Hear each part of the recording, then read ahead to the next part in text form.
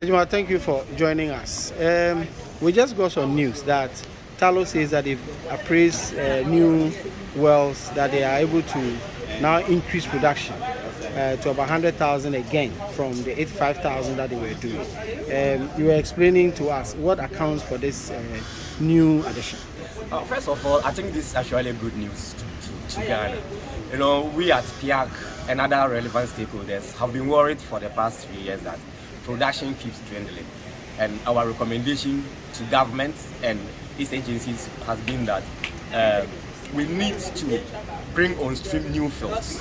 If not, if the current trends continues, then probably in the next 10 years, we will have to come to an end of production in the fields that we have. Because we all know that since 2018, no field has been added.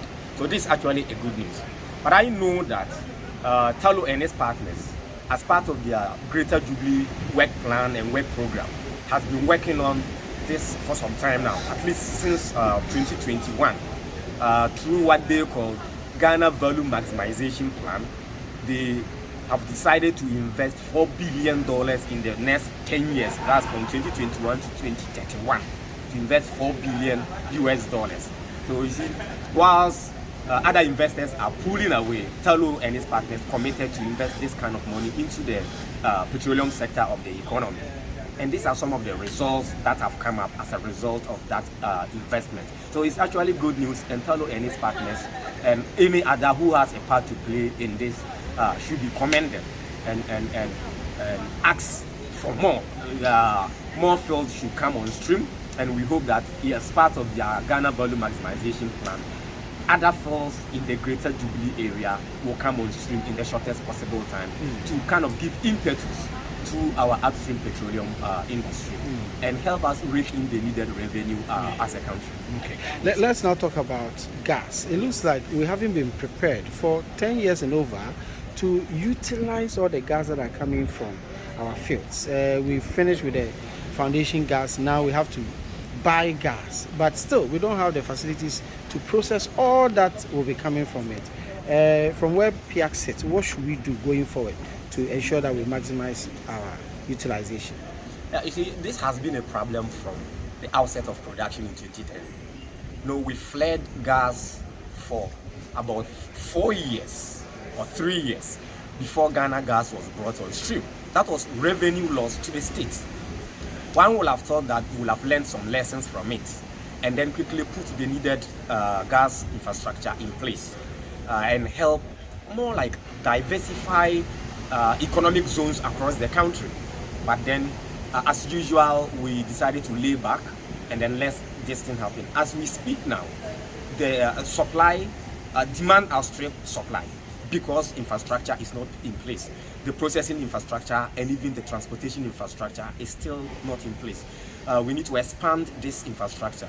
I know that it's now that decision has been taken a year or so ago that a new train, which is train 2, should be added to their travel gas processing plant. I also know that ENI... Why is it train? What do you mean?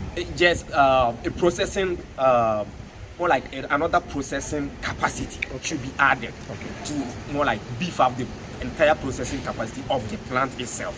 So it's not a new plant that we are building as a country. We are just increasing the capacity of the existing plant that we have. Okay. I also know that ENI...